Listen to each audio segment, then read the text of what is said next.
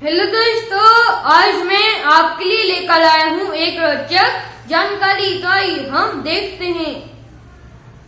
क्या आप जानते हैं कहाँ शब्द का क्या अर्थ होता है और इसका प्रयोग हम कब करते हैं, और कहाँ शब्द का क्या अर्थ होता है और इसका प्रयोग हम कब करते हैं। बहुत से बच्चों को इसके बारे में पता ही नहीं होता है, इसलिए आज मैं ये वीडियो लेकर आया हूँ। देखिए दोस्तों, यहाँ पर कोई भी बिंदी नहीं है, तो इसे हम कहा पढ़ेंगे और इसका उच्चारण हम गले से करेंगे, कहा। और यहाँ पर चंद्र बिंदी है, तो हम इसका उच्चारण नाक से करेंगे, कहा। तो आइए अब हम जानते हैं कि कहा शब्द का क्या अर्थ होता है और इसका प्रयोग हम कब करते हैं।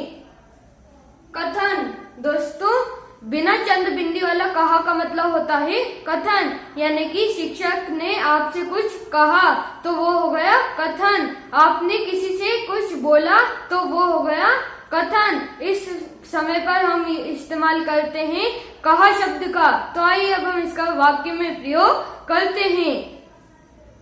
राम भगवान ने लक्ष्मण से कहा था, यानी कि दोस्तों राम भगवान ने लक्ष्मण से कहा था। जैसे कि आप एक और सेंटेंस ले सकते हैं। शिक्षक ने सभी बच्चों से कहा कि अपना अपना गृह कार्य करके लाना। तो देखिए दोस्तों, वहाँ पर कहा शब्द का प्रयोग हुआ, उसे हमने गले से पढ़ा, नाक से नहीं बोला। तो आइए अब हम जानते हैं कि कहा शब्द का क्या अर्थ होता है और इसका प्रयोग हम कब करते हैं। स्थान, यानी कि दोस्तों कहाँ का मतलब होता है स्थान। तो आइए अब हम इसका वाक्य में प्रयोग करते हैं। सीता माता सोचने लगी कि श्री राम जाने कहाँ चले गए, यानी कि सीता माता सोचने लगी कि श्री राम जाने कहाँ चले गए। तो देखिए दोस्तों, यहाँ पर कहाँ था, इसलिए हमने इसका उच्चारण नाक से किया। जैसे कि आप एक और सेंटेंस ले सकते हैं कि श्री राम सोचने लगे कि सीता कहाँ चली गई।